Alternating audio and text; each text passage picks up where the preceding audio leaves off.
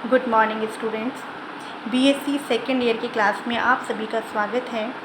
आज हम physical chemistry की यूनिट फर्स्ट को डिस्कस करेंगे।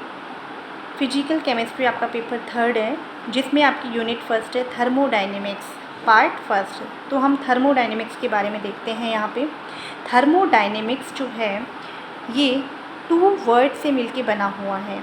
First is thermos. फर्स्ट क्या है? थर्मोस है, जिसका मीन क्या होता है? Heat. And another is dynamics, that is called as motion. यानी कि हम इसके अंदर मोशन ऑफ हीट की स्टडी करते हैं, हीट की गति का अध्ययन करते हैं, ऊष्मा गति की, यानी ऊष्मा की गति की, ऊष्मा के मूवमेंट का हम यहाँ पे अध्ययन करते हैं। आप इसे कह भी सकते हैं कि इसके अंदर इसका मीन क्या होता है? Thermodynamics means flow of heat. Motion को ही हम क्या बोल सकते हैं? फ्लो भी बोल सकते हैं। मोशन को ही हम फ्लो भी बोल सकते हैं। तो इसको क्या हो गया? थर्मोडायनेमिक्स मीन्स हो गया आपका फ्लो ऑफ हीट। ठीक है। अब आती है थर्मोडायनेमिक्स आके है क्या? Thermodynamics is a branch of science that deals with quantitative relationships between heat and other forms of energy. Thermodynamics science की एक ऐसी ब्रांच है जिसमें हम किसकी स्टडी करते हैं? हम यहाँ पे स्टडी करेंगे हीट यानी ऊष्मा और ऊर्जा के जो अन्य रूप हैं उनके बीच में मात्रात्मक संबंधों के बीच में यहाँ पे हम इनका अध्ययन करेंगे। तो इसकी स्टडी करने से पहले हमें थर्मोडायनेमिक्स के में कुछ हमें टर्म्स की स्टडी करनी होगी। यानी थर्मोडायनेमिक्स को अगर आप आगे स्टडी करना चाहते हैं तो इसकी कुछ टर्म्स होंगी जो आपको पहले पता होना चाहिए। तो हम ये टर्म्स में देखते हैं। फर्स्ट टर्म आती है आपकी system and surrounding. System and surrounding. देखो सिस्टम क्या होता है? सिस्टम जो होता है यूनिवर्स का वो पार्ट, यूनिवर्स का यानी ब्रह्मांड का वो पार्ट जिसके ऊपर हम थर्मोडायनेमिक्स की स्टडी कर रहे हैं। मतलब जिस पार्ट की हम ऊष्मा गतिकी के लिए अध्ययन के लिए हमने जिसे चुना है, उसको हम क्या बोल देते हैं? सिस्टम बोल देते हैं। ठीक है। यानी the part of the universe chosen for thermodynamic consideration. Thermodynamic consideration के लिए यानी कि थर्मोडायनेमिक की स्टडी के लिए हमने जिस पार्ट को सेलेक्ट किया है, चूज़ किया है, उसके को हम बोल देते हैं सिस्टम। यानी कि हम क्या करेंगे इसके अंदर हम स्टडी करेंगे to study the effect of temperature, pressure etcetera. मतलब जिस सिस्टम को हमने लिया है, मतलब जिस पार्ट को हमने यूनिवर्स को का पार्ट जिसके ऊपर हमने थर्मोडायनेमिक्स की स्टडी करने के लिए जिसे हमने सेलेक्ट किया है, हम उसमें किसकी स्टडी करेंगे? अब थर्मोडायनेमिक्स का मीन है यानी कि हम टेम्परेचर, प्रेशर का क्या इफ़ेक्ट होता है उसके ऊपर, उसकी हम स्टडी करेंगे। और वो पार्ट क्या कहलाता है? यूनिवर्स का सिस्टम कहलाता है। सेकेंड टर्मिनोलॉजी आती है आपकी सराउंडिंग। सराउंडिंग क्या होती है? देखो यूनिवर्स में सिस्टम तो आपने वो पार्ट हो गया जिसकी आप थर्मोडायनेमिक्स स्टडी के लिए जिसे आपने चूज़ किया है। अब उस सिस्टम के अलावा बाकी सारा जो पार्ट है that is called as surrounding. The remaining portion of the universe excluding the system यानी कि सिस्टम को छोड़कर और बाकी जो यूनिवर्स का पार्ट है that is called as surrounding. ठीक है बच्चों। सिस्टम जिसे हिंदी में हम तंत्र भी बोलते हैं, सराउंडिंग इसे हम परिवेश बोलते हैं। तो ये हमारे ब्रह्मांड के अंदर, यूनिवर्स के अंदर हो गया। यानी आप क्या बोल सकते हो कि यूनिवर्स जो है उसी में ही 2 पार्ट हो गए आपके। एक तो हो गया आपका सिस्टम और एक है आपका surrounding. System and surrounding. System आपका वो पार्ट हो गया जिसको आपने थर्मोडायनेमिक्स की स्टडी के लिए चूज़ कर लिया। सराउंडिंग आपका वो पार्ट हो गया यूनिवर्स का सिस्टम को छोड़ के जितना भी सारा पार्ट है। अब आता है बच्चों बाउंड्री। बाउंड्री क्या होती है? बाउंड्री आप जानते हो क्या होता है? सीमा। तो बाउंड्री क्या होती है? एक इमेजिनरी एंड रियल सरफेस है जो कि सिस्टम को सराउंडिंग से सेपरेट कर रही है, उसे हम बाउंड्री कहते हैं। ये रियल भी हो सकती है और ये इमेजिनरी भी हो सकती हैं। अब हम देखते हैं टाइप्स ऑफ सिस्टम्स। अभी आपने सिस्टम्स देखा तो मतलब सिस्टम बहुत इंपॉर्टेंट हो गया। सिस्टम वो पार्ट है जिसको आपने थर्मोडायनेमिक्स की स्टडी के लिए चूज़ किया है, उसी के ऊपर ही आप टेम्परेचर, प्रेशर, इनके इफ़ेक्ट की स्टडी करोगे। तो अब आखिर ये सिस्टम्स कितने प्रकार के होते हैं? सिस्टम्स जो होते हैं वो आपके 3 टाइप्स के होते हैं। फर्स्ट सिस्टम है अपना ओपन सिस्टम या फिर खुला तंत्र, और इसे हम निकाय भी बोलते हैं, खुला निकाय। देखो खुला निकाय का मीन क्या होता है कि एक ऐसा सिस्टम होगा जो कि क्या होगा कि देखो वो जैसे फॉर एग्ज़ाम्पल ये वाटर हमने लिया है एक वेसल के अंदर लिया है, एक बीकर में लिया है जो कि ऊपर से बंद नहीं है, ऊपर से कैसी है, कोई कवर नहीं कर रखा है हमने इसके ऊपर। अब हमने क्या किया, ये पानी था इसके अंदर, इस पानी को हमने क्या किया, हीट दिया, जैसे गर्म कर लिया आपने इसे, या तो आप गर्म करो या फिर आप नॉर्मल भी अगर किसी गिलास में वाटर को इस तरह से रख के बिना ढके छोड़ जाओगे तो थोड़े टाइम बाद आप क्या देखोगे, यानी कि 1-2 दिन बाद जब आप आके देखते हो तो आप देखते हो कि उसके अंदर पानी ख़त्म हो जाता है या फिर पानी कम हो जाता है। तो इसका मतलब ये एक ऐसा सिस्टम होता है, खुला सिस्टम कैसा सिस्टम होता है जो कि सराउंडिंग के साथ मैटर, पदार्थ और ऊर्जा दोनों को ही एक्सचेंज करता है। तो इस टाइप के सिस्टम को हम बोल देते हैं open system. A system is said to be an open system if it can exchange both matter and energy with the surrounding. Surrounding के साथ मैटर और एनर्जी दोनों को ही एक्सचेंज कर देता है, उसे हम ओपन सिस्टम कहते हैं। इसका एग्जाम्पल यही है, water kept in an open vessel. किसी भी ओपन वेसल में, किसी भी खुले बीकर के अंदर अगर आपने पानी रख रखा है, घर में भी आप करके देख सकते हैं, गिलास में अगर आपने पानी रख रखा है बिना ढके हुए, तो दूसरे दिन भी अगर आप देखोगे, दूसरे तीसरे दिन, तो आप क्या देखोगे कि उसमें पानी जो होता है वो कम हो जाता है और एक ऐसी अवस्था आती है, एक दिन आप देखोगे उसमें पानी बिल्कुल ही ख़त्म हो जाएगा। क्यों? क्योंकि ये जो हमारा वाटर जो होता है अंदर, जो बीकर के अंदर है, उसने क्या है, सराउंडिंग से हीट एब्जॉर्ब की। या तो आप इसे, और अगर आप इसे हीट कर भी रहे हो, और अगर आप इसे हीट कर रहे हो, मान लो गर्म करने के लिए अगर आपने एक भगोने को रख दिया है गैस पे, तो ये इफ़ेक्ट आपको और भी जल्दी दिख जाएगा कि पानी जितना था, आपने खुद ने भी करके देखा होगा कि पानी को अगर हम उबाल देते हैं, गर्म करते हैं, तो कुल आप क्या देखते हो, पानी जितना था उतना पानी नहीं रह जाता, पानी कम हो जाता है। यानी कि इसमें क्या हुआ कि आपका मैटर यानी पानी भी कम हुआ है और साथ ही साथ क्या हुआ है, एनर्जी जो है उसका भी सराउंडिंग के साथ क्या हुआ है, एक्सचेंज हुआ है कि सिस्टम ने सराउंडिंग से एनर्जी ली और एनर्जी लेकर ही वाटर जो थी वो वेपर्स में चेंज हो गई, और वाटर वेपर्स में चेंज होने की वजह से आपका वाटर जो था वो उसका अमाउंट भी कम हो गया है। तो इसे हम बोल देते हैं ओपन सिस्टम। अब नेक्स्ट आता है आपका क्लोज्ड सिस्टम।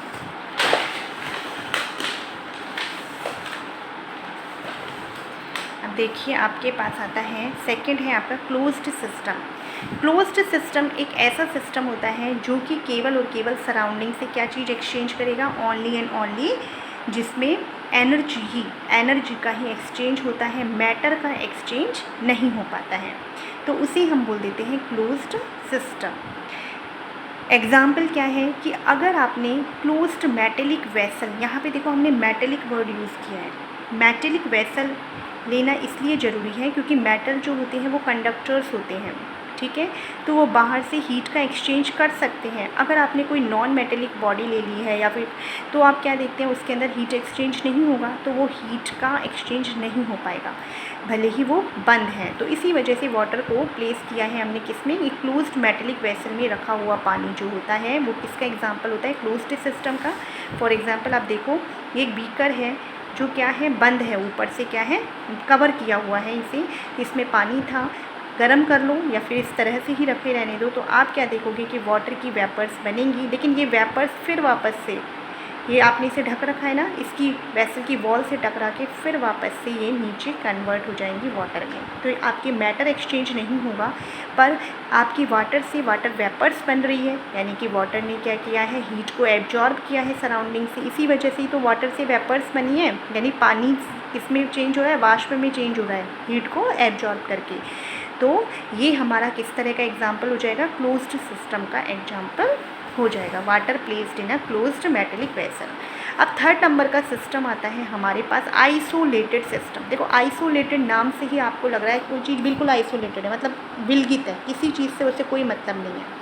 तो ऐसा सिस्टम जो सराउंडिंग के साथ ना तो मैटर को एक्सचेंज कर सकता है और ना ही एनर्जी को एक्सचेंज करे, उसे हम बोल देते हैं isolated system. It is a system that can exchange neither matter nor energy with the surroundings and it is called an isolated system. इसका एग्जाम्पल क्या हो जाता है, water capped in a closed insulated vessel. Insulated vessel है, कुचालित एक vessel है जिसके अंदर, और बंद भी है साथ में, तो अगर आपने उसे वाटर रखा है तो वाटर आप क्या देखोगे कि ना तो आप क्या देखोगे कि ना तो मैटर एक्सचेंज होगा और ना ही इसमें हीट एक्सचेंज होगी। इस तरह से आपको ये देखने को मिलेगा। अब देखो यहाँ पे ये इसका एग्ज़ाम्पल एक आप जानते हैं, आप सबके घर में क्या होगी, एक आप जानते हैं थर्मा जो आपके पास, इसके लिए आप एक थर्मो स्टील की एक बोतल आती है, या फिर आप थर्मस फ्लास्क आप जानते हैं, थर्मस सबके घर में होता है। थर्मस के अंदर हम क्या करते हैं, चाय अगर हमने रखी है, दूध हमने रखा है, पानी जो भी हमने रखा है, जैसा रखा है, गरम रखा है तो आपको काफ़ी टाइम तक वो गरम ही मिलता है, और अगर आपने ठंडा रखा है तो आपको ठंडा ही मिलता है। तो मार्केट में भी ऐसी बोतलें भी आती हैं थर्मो स्टील की। वो कैसे होते हैं, जैसे हॉट एंड कोल्ड वाली बोतल होती है, जिनमें आपने अगर हॉट वाटर रख दिया तो वो हॉट ही रहता है, क्योंकि उनके अंदर क्या होती है, उनके अंदर कोटिंग होती है इंसुलेटेड, उनकी जो वॉल होती है वो इंसुलेटेड मटेरियल से कोटेड होती है, तो जिसकी वजह से बाहर से वो क्या है, हीट को एक्सचेंज नहीं कर पाते हैं। हीट एक्सचेंज नहीं होने की वजह से उसके अंदर जो चीज़ जैसी रखी जाती है वो वैसे की वैसी ही रहती है।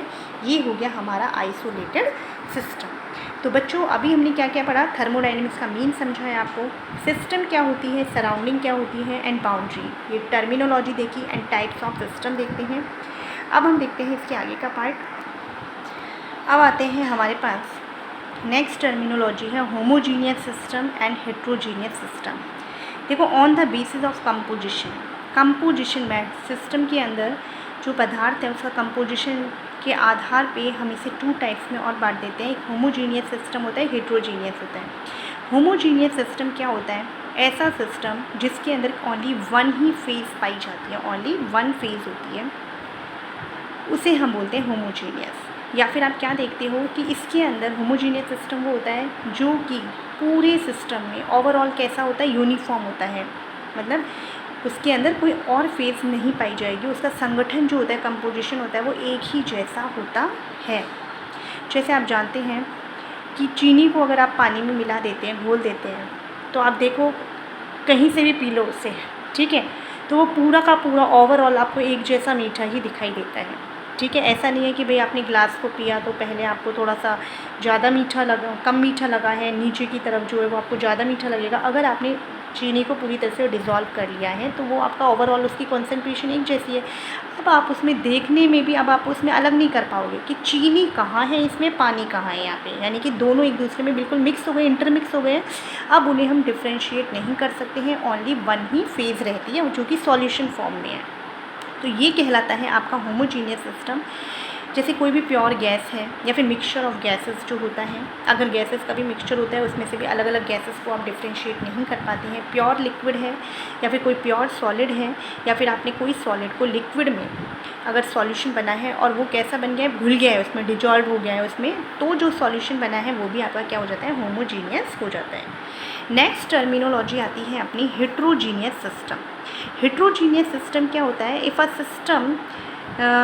System is not uniform throughout it is said to be heterogeneous, कि अगर उसका कंपोजिशन सब जगह उसका संगठन एक समान नहीं है, यूनिफॉर्म नहीं है, तो आप उसे हेट्रोजीनियस सिस्टम कहेंगे। इस सिस्टम के अंदर क्या होती है, 2 या फिर 2 से अधिक फेजेस होती हैं जो कि एक दूसरे से डेफिनेट सरफेस के द्वारा पृथक होती है, सेपरेट होती है। जैसे कि अगर आपने पानी के अंदर रेत, बालू, मिट्टी डाल दी है तो आप क्या देखते हो कि रेत, उसके अंदर पानी जो होता है वो बिल्कुल क्लियर नहीं रहता है, गंदला वाटर हो जाता है, ऊपर की तरफ डर्ट थोड़ी कम रहती है, नीचे की तरफ जो होती है वो आपको मिट्टी बिल्कुल अलग से दिख जाएगी। 2 सरफेस बन जाएगी, उसमें पानी ऊपर आ जाएगा, मिट्टी नीचे आ जाएगी। तो ये आपका हेट्रोजीनियस सिस्टम कहलाता है। इसके एग्जांपल देखो, a system consisting of a liquid and it's vapour. Liquid और वेपर का जो कंपोजिशन होता है वो भी क्या हो जाता है, आपका हेट्रोजीनियस सिस्टम है। लिक्विड नीचे रह जाता है, वेपर इसमें ऊपर चली जाती है। इस तरह से है, जैसे अगर आपका यहाँ पे तो क्या है, कोई लिक्विड है और यहाँ पे आपका वेपर है, तो इनके बीच में क्या है, एक क्या बन जाती है, एक सरफेस बन जाती है जो कि इन दोनों को सेपरेट कर रही है। 2 और मोर इमिसिबल लिक्विड, 2 से ज़्यादा लिक्विड्स हैं, लेकिन वो कैसे इमिसिबल है, यानी एक दूसरे में घुले हुए होने नहीं चाहिए, तो उनमें भी क्या हो जाती है, अलग अलग लेयर बन जाती है। इसका एग्जांपल आप देख सकते हैं कि अगर ऑयल इन वाटर, आपके पास वाटर है, उसमें अगर आपने कोई 1-2 ड्रॉप थोड़ा सा ऑयल डाल दिया है, तो आप क्या देखते हो, अलग अलग ऑयल की लेयर और वाटर की लेयर जो होती है वो अपने आप ही सेपरेट हो जाती है, ऑयल वाटर के ऊपर तैरने लग जाता है। A mixture of 2 and more solids जो होता है, ये भी आपका फॉर एग्जांपल किसका हो जाता है, हेट्रोजीनियस सिस्टम का, ये आपका ये भी आपका एग्जांपल हो जाता है। तो बच्चों आज हमने इस पार्ट में थर्मोडाइनमिक्स पढ़ा है, सिस्टम एंड सराउंडिंग्स के बारे में देखा एंड टाइप ऑफ सिस्टम्स देखा। आई होप आपको ये लेक्चर समझ आया होगा। नेक्स्ट पार्ट में इसमें हम इसके आगे का पार्ट डिस्कस करेंगे। तब तक थैंक यू।